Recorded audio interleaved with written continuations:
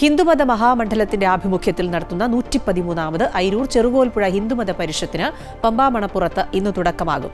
Kerala governor Rajendra Vishwanath Arlekar ഹിന്ദുമത പരിഷത്തിന്റെ ഉദ്ഘാടനം നിർവഹിക്കും. 8 ദിവസം നീണ്ടു നിൽക്കുന്ന പരിഷത്തിൽ കേന്ദ്ര സംസ്ഥാന മന്ത്രിമാരും വിശിഷ്ട വ്യക്തിത്വങ്ങളും സന്യാസി ശ്രേഷ്ഠരും പങ്കെടുക്കും.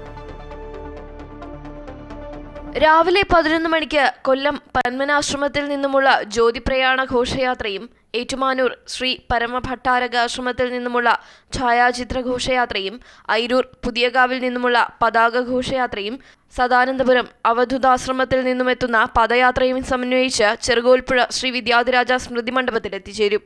തുടർന്ന് ഭദ്രദീപം തെളിയിച്ച് ഛായാചിത്ര പ്രതിഷ്ഠ നടത്തി പതാക ഉയർത്തുന്നതോടെ ഈ വർഷത്തെ പരിഷത്തിന് തുടക്കമാകും.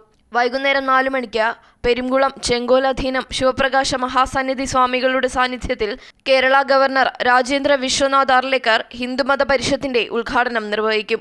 ബുധനാഴ്ച വൈകിട്ട് 4-ന് ഹിന്ദു ഏകതാ സമ്മേളനം RSS സർസംഘചാലക് ഡോക്ടർ മോഹൻ ഭാഗവത് ഉദ്ഘാടനം ചെയ്യും. 8 ദിവസം നീണ്ടു നിൽക്കുന്ന പരിഷത്തിൽ ധർമാചാര്യ സഭ, പരിസ്ഥിതി സാംസ്കാരിക സമ്മേളനം, ആചാര്യ അനുസ്മരണ സമ്മേളനം, യൂത്ത് പാർലമെന്റ്, വനിതാ സമ്മേളനം, മതപാഠശാല, ബാലഗോകുലം സമ്മേളനം എന്നിവ നടക്കും. 9-ാം തീയതി വൈകിട്ട് 5:30-ക്ക് സമാപന സമ്മേളനം പശ്ചിമ ബംഗാൾ ഗവർണർ TV ആനന്ദബോസ് ഉദ്ഘാടനം ചെയ്യും.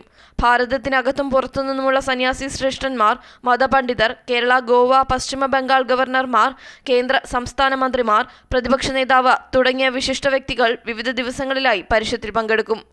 അമൃത ന്യൂസ്, പത്തനംതിട്ട.